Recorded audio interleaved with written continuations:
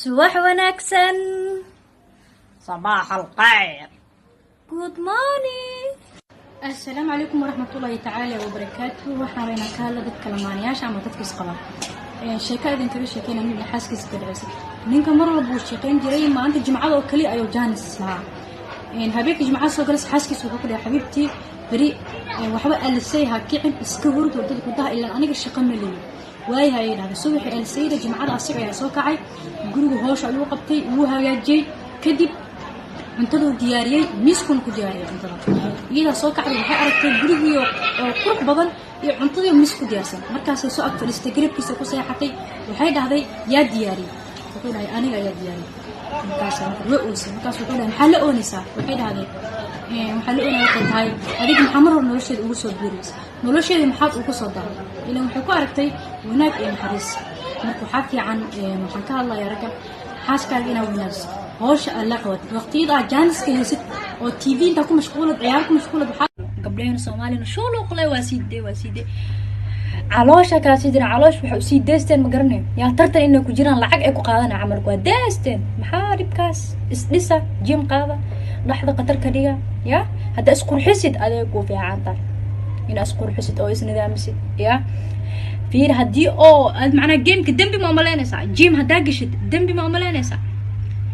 dembi maahan diinteena naxariis waaye xoriyad waaye maxaa dhacay dembi maahan keliya waa inaa is asturtaa bis taasaa lagaa raba السلام عليكم ورحمة الله تعالى وبركاته دمان أصحاب تقاليga waa idin salaamaya sidaad ii jeceshiin iyo ixtiraamtaan waa idin kaga mahadcelinaya waxaan rabaa inaan ka hadlo ariyar Allah subhanahu wa ta'ala adoomiisa si ay u abuuray dad waxaa jira curyaamiin ah dad sidoo kale carab la dad dhagooliin ah dad adiga oo macna oo dhiman oo kasta ama waalan sida u naqaano marka Soomaalida badanaa way ku ciyaartaa oo dadkaas waxayba ka dhigtaan sida bombalaha oo kale mas alaab meel iskaaga ciyaaraya camal oo kale hadda waxaan arkay gabar TikTok ku dhacarkaayo oo carab la oo markaas hadlayso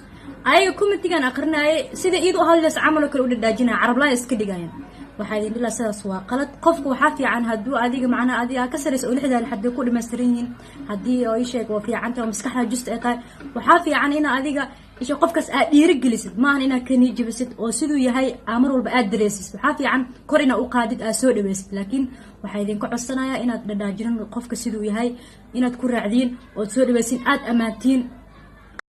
Soomaaliya ma daalaysaa miya adduunku waa gabgabo tusaale walbo waad aragteen sidoo kale rasuulkeena sallallahu alayhi wasallam wuxuu noo sheegay calaamadaha adduunka danku waa aragnay maxaa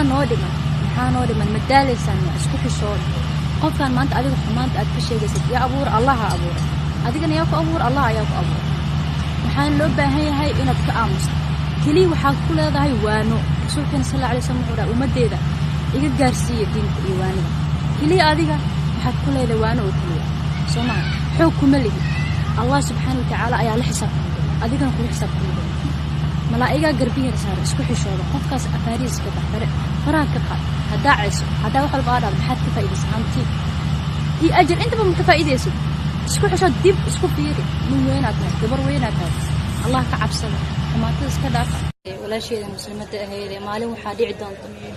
ciribtaada ilaa iyo madaxaada in lagu duuduubi doono maradaas iyo noqonin xijaab ugu horeeyay adduunka aad ku xirato is astur Allah subhanahu wa ta'ala ayadan ayuu ku soo dejiyay ayad socota ayaa tahay marka is astur dheemankaba mar walba uu qarsoomay adigana dheeman ayaa tahay waa lagu astur Allah subhanahu wa ta'ala wuu astur adigana astaamaantaada si xooji طاهر القلب نقي ذاكر لله المصطفى الصفي صلى عليه الله أخلاقه وصفاته سبحان من سوى